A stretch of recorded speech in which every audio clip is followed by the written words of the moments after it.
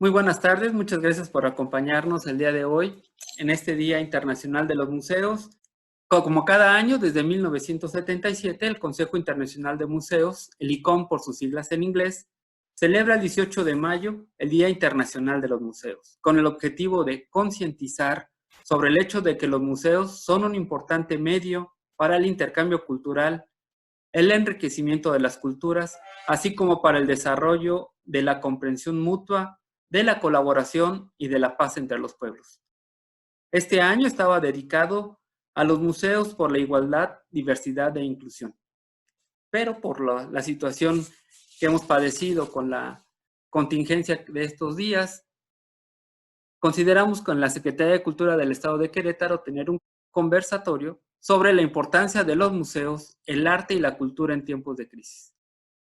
Para esto nos acompaña el maestro Roberto González, él es director del Museo de Arte de Querétaro, la licenciada Paulina Macías, que es la coordinadora de la Galería Libertad, el licenciado Gabriel Horner, que es el director del Museo de la Ciudad, el maestro Cristian Ernesto Arredondo, que él es director del Museo de la Restauración de la República y del Museo de los Conspiradores, el licenciado Papus Bonsanger, que es el director del Museo de Arte Contemporáneo Querétaro, y el profesor Junípero Cabrera Berrones, que es el director del Museo Histórico de la Sierra Gorda de Querétaro. Para empezar, vamos a platicar con el maestro Roberto González, que es, como ya lo señalé, director del Museo de Arte de Querétaro, desde donde imparte cursos de aproximación a la historia del arte.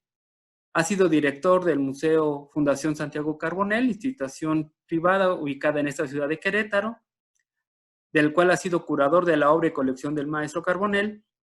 Se desempeñó en la Universidad Autónoma de Querétaro como fundador y profesor de la carrera de restauración, como profesor de Historia del Arte en la licenciatura en Artes Visuales. Fundó la carrera en Restauración de Pintura de Caballete en esta misma facultad. Fue director de esta facultad. Durante su gestión se crea el primer programa de posgrado con la maestría en Arte Moderno y Contemporáneo. Fundó las primeras galerías universitarias y crea el Centro de Arte Bernardo Quintana, siendo director de difusión cultural.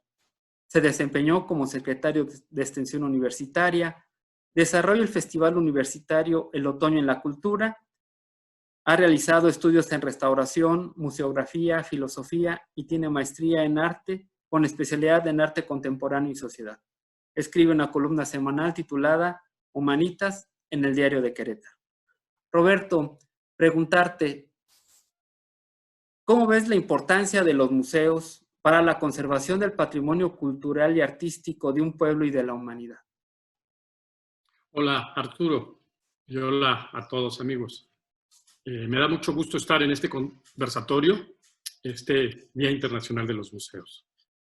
Para empezar, quisiera yo definir la noción de patrimonio cultural como el conjunto de bienes materiales e inmateriales que tienen un valor excepcional desde el punto de vista de la historia, el arte, la ciencia y la cultura.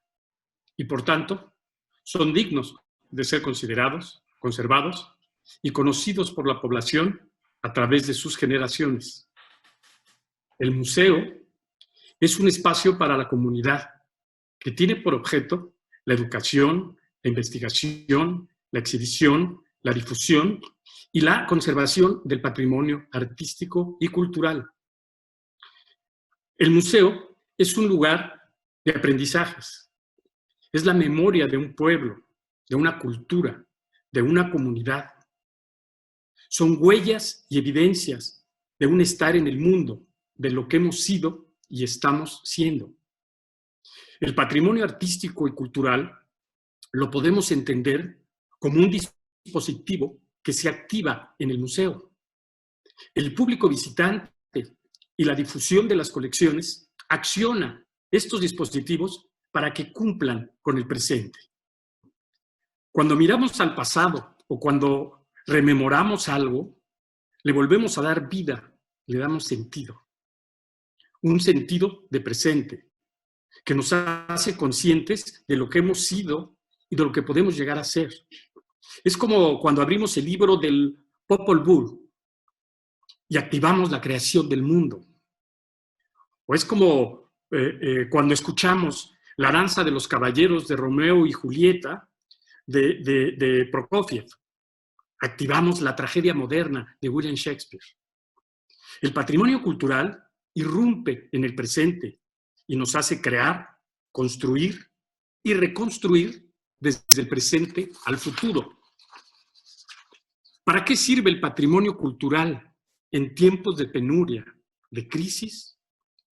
Para generar futuro, desde esa grieta que se abre y hace apertura de los tiempos.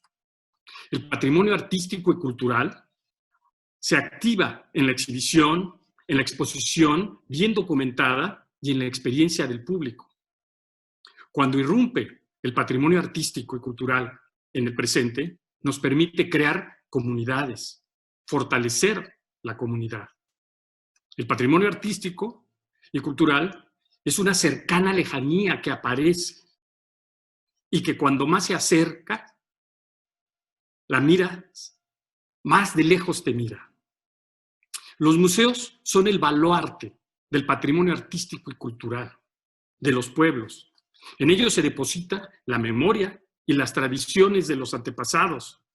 Desde ese espacio se comunican con el presente para que se tenga mayor comprensión de lo que somos. Los museos son los guardianes, conservadores de nuestros valores culturales, del pasado y del presente. La comunidad lo sabe y aprecia lo que ahí se conserva. En estos momentos de crisis, de pandemia, de vulnerabilidad, sabemos que el patrimonio cultural está resguardado, protegido, que no lo debemos descuidar, ni permitir que se deteriore, porque como decíamos líneas arriba, el patrimonio artístico y cultural nos permitirá reconstruirnos y renovar la vida y el pensamiento de mejores maneras. El mundo es renovado constantemente por la acción de los artistas y la cultura. En las últimas décadas, nuestro patrimonio ha crecido de manera significativa y eso es un testimonio positivo de nuestra condición humana. Conservarlo es una tarea permanente para que las generaciones venideras continúen activándolo y construyan el presente sobre esa apertura de los tiempos que la cultura nos ofrece a través de los museos. Gracias. Gracias, Roberto. Muchas gracias por tu participación. Como lo señalas, yo también coincido mucho contigo en el asunto de la importancia de los museos y la importancia que deben de tener después de este tiempo de crisis. Vamos a seguir platicando ahora con Gabriel Horner García. Él estudió Ciencias de la Comunicación en la Universidad Iberoamericana. Ha fundado y coordinado diferentes cineclubes en las ciudades de León y Querétaro. Escribió crítica de cine e impartió clases de esta materia en diversas carreras de comunicación. Llevó la promoción y relaciones públicas de la Filarmónica de Querétaro y trabajó como administrador y encargado de difusión del Centro INA Querétaro y el Museo Regional. Desde 1998 es director del Museo de la Ciudad de Querétaro. Desde el 2001 ha colaborado con la programación de cine en el Cineteatro Rosalío Solano, hoy Cineteca Rosalío Solano, y ha sido jurado de selección de ficción del Festival Expresión en Corto, hoy Festival Internacional de Cine de Guanajuato, y desde el 2007, miembro de su consejo consultivo. Gabriel, ¿cómo consideras tú a los museos como fortaleza en estos tiempos de crisis? ¿Cómo los ves? Pues mira, yo desde que recuerdo, pues ya no digo ni siquiera mi vida profesional, desde mi vida de estudiante, siempre hemos estado en tiempos de crisis, entonces, pues tampoco pues es una situación nueva, digo, claro, esto es muy dramático y no nos habíamos enfrentado pues a algo de estas dimensiones, pero pues como que sí estamos un poco acostumbrados a la crisis, ¿no? A trabajar con pocos recursos, con condiciones a veces muy severas, entonces pues este es como un muy buen reto. Y bueno, pues por otro lado también los museos siempre han sido espacios de resistencia, y pues esto es como muy importante en estos momentos de resistencia frente, o sea, son espacios, digamos, de alguna manera ajenos a la sociedad de consumo, porque son espacios donde no se consume nada, donde más bien están hechos para la reflexión, para el intercambio, para crear comunidades a través de intereses comunes. Y pues creo que en este sentido, pues también es como una oportunidad de replantearnos las posibilidades de la institución más allá de sus muros, que es algo que pues, siempre ha sido como una preocupación constante de nuestras instituciones, ¿no? De cómo permeamos nuestra actividad o nuestra influencia pues, en la vida de la gente, más allá de la visita presencial. Dicho esto, bueno, pues creo que como quiera la visita presencial tiene que ser como el eje rector de nuestro trabajo, ¿no? O sea, finalmente sí estamos proponiendo contenidos que exigen la presencia del público. Lo ideal sería, pues bueno, que de alguna manera manteniéramos vigentes los dos tipos de ofertas, ¿no? Que pudiéramos seguir como hemos estado haciendo estos meses, ofreciendo contenidos virtuales a la par que todas las cosas presenciales que hemos ofrecido a lo largo de los años, y que fueran, y que creo que eso nos ha fallado un poco, pero bueno, pues es normal porque pues, es nuevo pues para todos, pero que fueran específicos para estos medios digitales. O sea, realmente como proponer cosas que no se pudieran hacer de otra forma, ¿no? Más que a través de, no sé, pues, por ejemplo, y que ya hay mucho de esto, ¿no? En el caso de los museos de arte, la mayoría de los museos que participamos en este conversatorio, pues somos museos de arte, y bueno, y todos sabemos que ya hay mucha obra hecha específicamente desde las redes, para las redes, y que no tiene otro espacio u otra expresión posible, ¿no? Yo creo que es importante. Pero pues dicho esto, hay otras disciplinas que son, digamos, que no se pueden trasladar a estos medios, ¿no? Sobre todo, pues, las artes escénicas. Las artes escénicas nos ofrecen la presencia del cuerpo y, pues se trasladan muy mal. O sea, el teatro filmado, la danza filmada, pues es como una evocación de algo que sucedió, pero pues que no está allí realmente, ¿no? Lo mismo pues para el performance y pues para muchos de los objetos o de los de lo que propone el arte contemporáneo.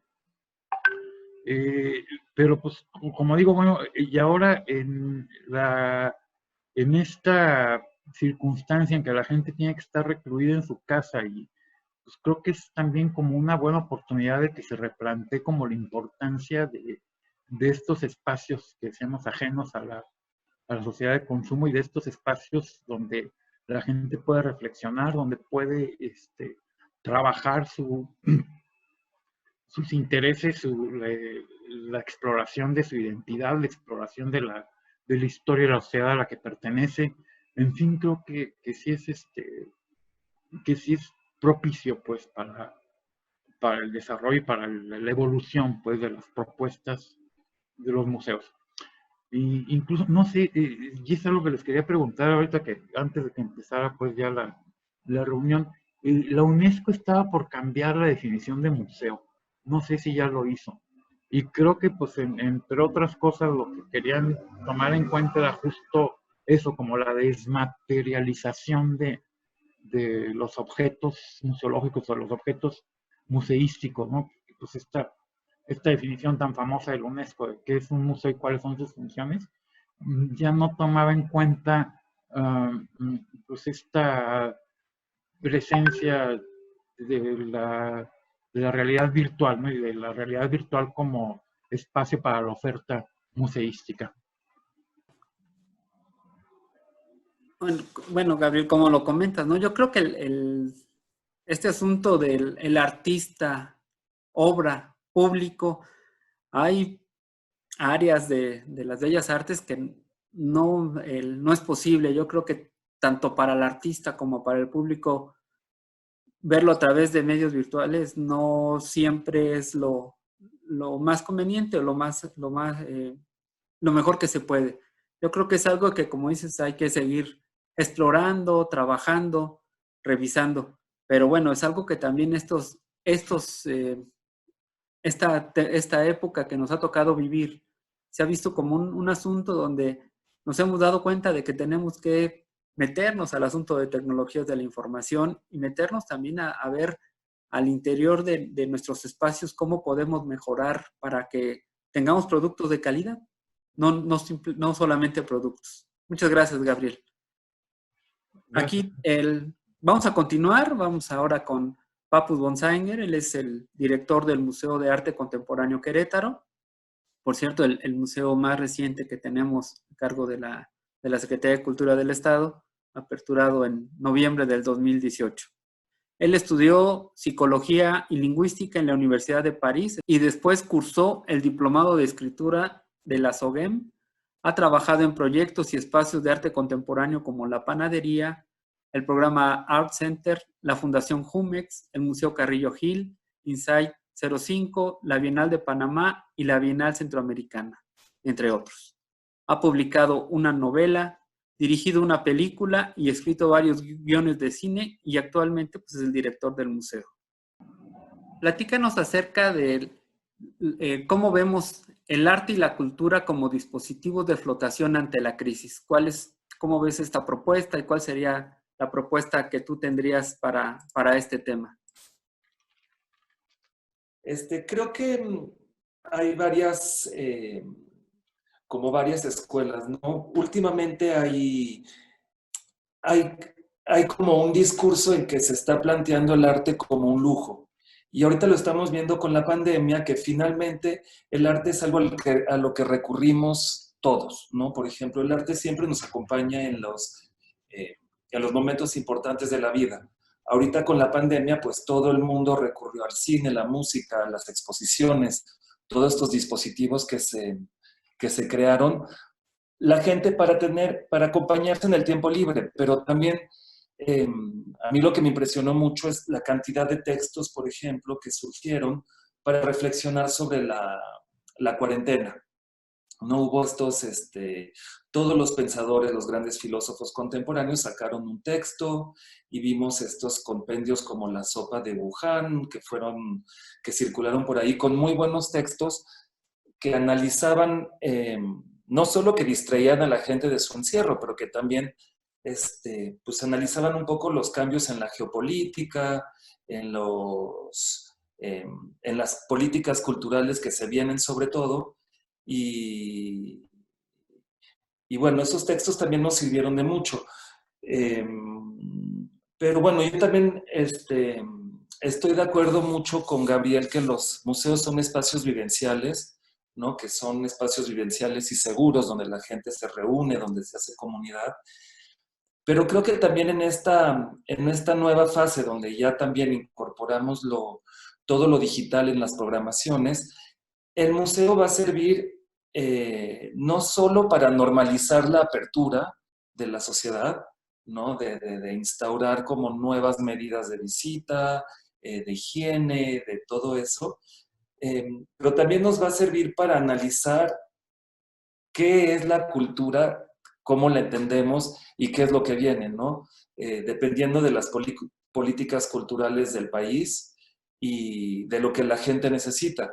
Yo creo que como con el encierro hemos visto, y como hemos tenido que recurrir a lo digital, pues probablemente le llegamos a otras comunidades que en general no le llegábamos solo con las exposiciones y que hay que incorporar, pero también creo que vamos a tener que incorporar nuevas preocupaciones dentro de las programaciones de los museos. O sea, como han surgido todos estos cuestionamientos sobre la ética social, sobre qué cambios sociales se vienen después de este encierro, creo que los museos vamos a poder hacer parte de esta conversación. Muchas gracias, Papus. Gracias por tus comentarios. Vamos a continuar. Vamos a tener al final una ronda de preguntas-respuestas, pero para dar seguimiento vamos a platicar con Paulina Macías. Ella es graduada de la licenciatura en Ciencias de la Comunicación por el Tecnológico de Monterrey, Campus Querétaro. y de la maestría en estudios antropológicos en sociedades contemporáneas en la Universidad Autónoma de Querétaro, con una tesis sobre el espacio público y el consumo cultural. Paulina ha coordinado varios festivales de cultura urbana, participado en proyectos vinculados con el arte desde la iniciativa privada y en ámbito público. Actualmente está a cargo de la Galería Libertad. Imparte materias de humanidades, literatura y arte desde el año 2013 en el TEC de Monterrey. De manera paralela trabaja en proyectos curatoriales, escribe y traduce. Paulina, platícanos acerca de qué ventajas y desventajas consideras que se tiene del quehacer artístico virtual. Un poco en lo que he visto que han estado haciendo como los grandes museos referencia y los museos como que se parecen a la galería o incluso como mis compañeros, y pienso que hemos estado haciendo como 4 categorías de cosas en el mundo virtual. Uno es trasladar nuestras colecciones, nuestro patrimonio y socializar y difundir nuestros contenidos. Y me parece que este en particular era una deuda que teníamos con nuestras audiencias. O sea, esto como a pesar de que estuviéramos cerrados o abiertos, era algo que tendíamos a hacer cada vez más y era algo que iba a llegar el momento que íbamos a hacer. Y esto además como que ha sido, o sea, nos han ayudado un montón como plataformas que parece que no tienen nada que ver con el arte y la cultura, como Google, ¿no? Que tiene esta plataforma increíble con un montón de obras escaneadas y digitalizadas de manera súper detallada. Entonces, bueno, está ese asunto como de trasladar a la virtualidad nuestras colecciones y socializar nuestras colecciones, que me parece que eran importantes. Después hemos hecho un montón como de intentos recrear nuestros espacios en versiones virtuales. Hay un montón de lugares que hacen como visitas 3D. La Casa del Agua es una, por ejemplo. Y ahí como incluso hacen exposiciones, como en donde la experiencia es como entrar en un render y ver las exposiciones como dentro del render. Y esto me parece como interesante, pero creo que es una cosa como distinta, o sea, no sustituye del todo, ¿no? Como la visita al espacio. Luego, me parece que hemos estado muchos, y es un poco lo que decía Gabriel, programando contenidos que fueron pensados para lo virtual y que de alguna forma, como frente a la prevalecencia de lo físico, habían estado relegados. Hay un montón de artistas que llevan produciendo en estos términos desde hace un montón y que de pronto han como tomado muchísima relevancia en estos días porque es justo pues en la virtualidad en donde ellos funcionan bien. Y la cuarta cosa, que creo que es la que menos ha sucedido, es como tener como cierta nostalgia por los espacios, ¿no? Como de pronto se nos ha olvidado que habitábamos unos espacios que ya no vamos. Y creo que ahí, pues, es en donde como la virtualidad podría fallar o que es una desventaja, ¿no? No nos podemos juntar, aunque haya special chat y lo que sea, pues no vamos a recorrer el lugar, no podemos ver, pues, la materia de las piezas. Justo Gabriel decía, en las artes escénicas, y hay un montón de arte contemporáneo que como que tiene el cuerpo de por medio, y eso no, la virtualidad no da, ¿no? Como para recrearlo. Sin embargo, como creo que esta como crisis nos ha puesto como a pensar y hemos tenido que volver como a pensar como en términos mucho más ideales los espacios. Y justo hay como una definición como muy idealista que piensa como que un espacio o un lugar es una condición para que algo suceda. Y creo que si pensamos en los museos como estos sitios que crean condiciones para que algo suceda, la virtualidad es completamente pertinente. Porque es justo como incluso nos permite como encontrar otras audiencias, como decía Papus, fomentar como diálogos, hacer que las cosas sucedan, y eso sí se puede hacer como desde la virtualidad. Y bueno, también yo creo que esta coyuntura como deja un montón de preguntas abiertas. Por ejemplo, estamos creando muchísimos contenidos y hay un montón de contenidos que necesitamos a los artistas para que sean creados, y no sabemos, o sea, la sociedad en general, la línea de producción no está preparada para saber cómo se paga, quién lo paga, quién lo transmite, cuáles son los derechos. O sea, como son unas preguntas nuevas que creo que ya nos estábamos planteando, pero que esta crisis nos está como obligando a responder de manera súper acelerada. Otra cosa que me parece que se queda abierto es, y es un poco como radical, pero justo leí un artículo, de pronto el medio a través del que o sea, el mediador que nos conecta, es un mediador que en el fondo no entendemos, porque al final son ceros y unos. O sea, como el lenguaje a través del que nos estamos comunicando ahora en el última de las instancias esos ceros y unos, y creo que esos ceros y unos justo hace que sea como, pues lejano, o sea, como toda la materialidad y toda la corporalidad está traducida a una decisión de sí o no, que así, que se reproduce de manera como total, hasta que podemos tener video, audio, ¿no? Pero me parece que esa es una pregunta como importante, o sea, como la manera en la que esta mediación está como atravesada por un lenguaje que en el fondo casi nadie comprende. Y bueno, pues también está como el asunto de cómo hacemos como para enfrentarnos a este como gran mundo virtual que está súper saturado y que además hay un montón de otros actores que son mucho más profesionales para la producción de contenido frente a lo que sucede en los museos, ¿no? O sea, los grandes museos, el MOAC ya tenía un programa interactivo, y hay un montón de otros museos que ya habían empezado a trasladar sus contenidos a la web, pero en realidad no son los más, ¿no? Y estamos compitiendo contra Pixar y contra Google y contra... Entonces, de pronto nuestros contenidos, aunque son interesantes y demás, en realidad están como años luz atrás de todo este desarrollo tecnológico que pues hay un montón de empresas como de Silicon Valley que han desarrollado, pues, que nos llevan mucho tiempo de vista. A mí me parece que sí, por supuesto que la virtualidad nos permite alcanzar un montón de cosas, pero creo que más que ventajas o desventajas hay un montón de preguntas que se quedan abiertas. Gracias, Pau. En realidad también, no nada más estas grandes empresas y sus cadenas comerciales hace que un impacto de ellos sea por miles o millones, cuando nosotros de repente el impacto que tenemos pues no es tan amplio. Pero bueno, eso también es algo de lo que tenemos que empezar a trabajar y que empezamos a que nuestros contenidos lo generen. Muchas gracias. Vamos a platicar ahora con Cristian Ernesto Arredondo Carrasco. Él es licenciado en Ciencias Políticas y Administración Pública por la Universidad Autónoma de Querétaro, máster en Educación Familiar de la Universidad Complutense y de la Universidad de Navarra, con experiencia en divulgación de la historia en museos y en la gestión de servicios culturales. Fue miembro del Consejo Estatal para el Sector Cultura, del COPLADEC. Es docente de la asignatura de Política Global del Sistema Bachillerato Internacional con sede en Cardiff, Gran Bretaña, y adscrito al Colegio Álamos aquí en Querétaro. Es coordinador de los Museos de la Restauración de la República y de los Conspiradores. Cristian, ¿qué posibles escenarios pospandemia consideras que podrían afectar la distribución de recursos a los museos y modificar su actividad?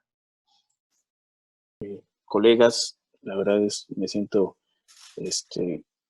muy honrado en poder disertar con ustedes en este asunto de los museos frente a los retos que tiene el contexto internacional y social que estamos todos viviendo, en esto que llaman como nomenclatura los gobiernos, distanciamiento social, las medidas tomadas por la Organización Mundial de la Salud, y pues no son exentos ningún gobierno en el mundo de estas disposiciones que son socialmente fuertes.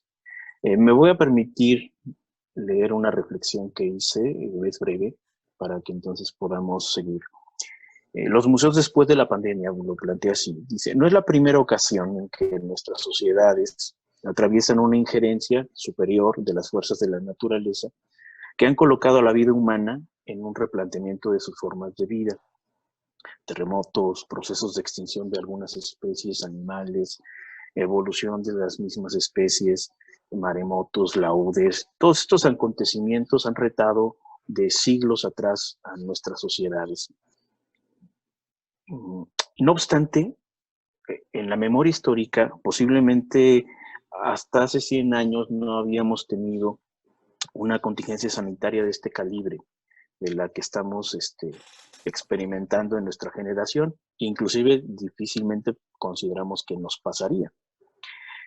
Y los medios de comunicación a 100 años de distancia de aquella fiebre española son otros, desde luego.